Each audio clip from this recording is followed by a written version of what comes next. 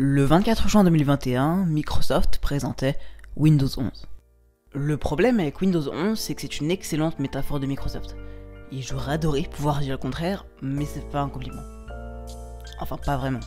C'est-à-dire que dans l'idée c'est très bon, à vrai dire c'est même excellent, mais c'est si mal communiqué que la masterclass s'envole en un clin d'œil. Et c'est quand même pas rien, on parle d'une entreprise qui a dépassé 2000 milliards de dollars en bourse. Je veux dire, c'est quand même pas la boulette du coin, surtout qu'il y a presque 100% de chance pour que vous utilisiez au moins un de leurs services au quotidien. Je pense que là, effectivement, on peut tous s'accorder à dire qu'ils ont eu une mauvaise communication sur Windows 11.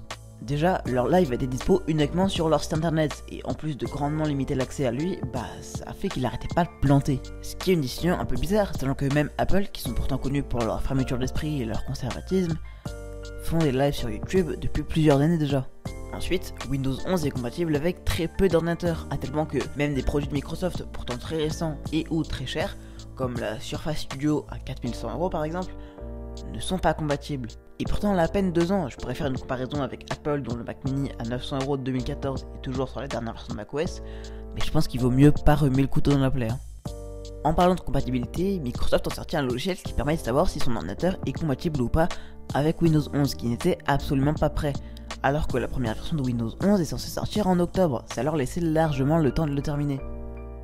Mais à bien y réfléchir, je crois que ce que je reproche le plus à Windows 11, c'est son manque de cohérence. Pour plusieurs raisons, à commencer par la plus évidente, son nom.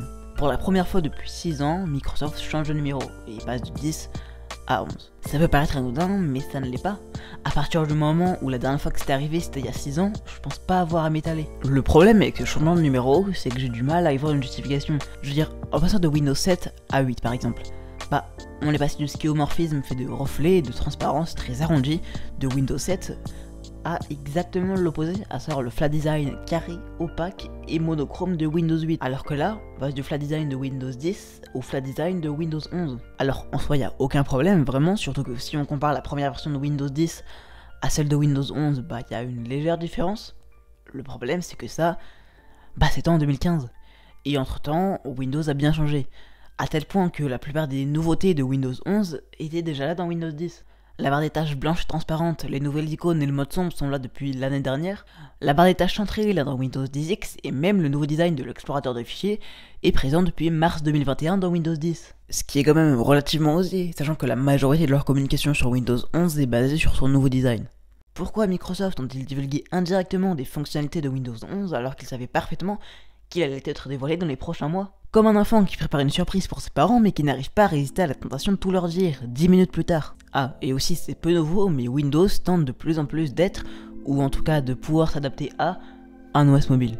Les figurants des publicités de Microsoft utilisent toujours le tactile pour contrôler Windows, on peut installer des apps destinées aux smartphones. Microsoft nous bombarde de produits tactiles comme la Surface Duo, Go, Pro ou même Studio, comme si quelque chose pressait et la barre des tâches est centrée, à la même position que sur un Chromebook ou un iPad. Pourquoi Windows est fait et connu pour être utilisé sur des ordinateurs, pas des tablettes, et je ne l'ai jamais vu autrement que dans ce cas de figure. Pour m'assurer que je ne sois pas un cas isolé, je vous ai demandé sur Twitter si vous aviez une tablette sous Windows et vous êtes 90,1% à ne pas en avoir. Après voilà, je dis ça comme ça. D'autant plus que Microsoft ont déjà essayé d'adapter le OS au tactile avec les Windows Phone et on sait comment ça s'est terminé. Windows 11 est un excellent OS. Si on met de côté l'horrible incohérence graphique, j'irais même jusqu'à dire que Windows est en soi un excellent OS, au risque de froisser quelques fans extrémistes. Le fluent design est magnifique, les animations subtiles et légères et les icônes presque aussi belles que macOS. Ici, j'ai simplement mis en lumière les, à mon sens, nombreux défauts de Windows 11 et de Microsoft en général, car il serait temps que tout cela s'arrête, bien que je n'ai pas la prétention d'influencer Microsoft. Pour revenir à Windows 11, j'apprécie la direction que prend Microsoft en termes de restrictions.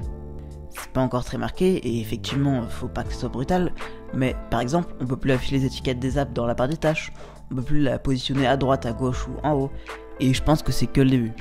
Je trouve qu'on a souvent tendance à râler quand on a des restrictions, et effectivement, faut doser, mais j'estime que si on fait un choix graphique, c'est pas pour que les utilisateurs le gâchent en mettant les noms des fenêtres dans la barre des tâches, ou qu'ils s'éloignent de la vision des designers en déplaçant la barre des tâches, et ça limite aussi le côté fouillis que je reproche à Windows. En tout cas, j'espère que vous aurez aimé cette vidéo. Si c'est le cas, vous savez quoi faire. Le like, l'abonnement, le partage. Si j'ai fait des erreurs, dites-le moi en commentaire, ça m'arrangerait. Et puis, même si vous avez un avis ou des conseils, peu importe. Les commentaires sont là pour ça, vous commencez à connaître. Et sur ce, bisous. Et moi, je vous dis à la prochaine.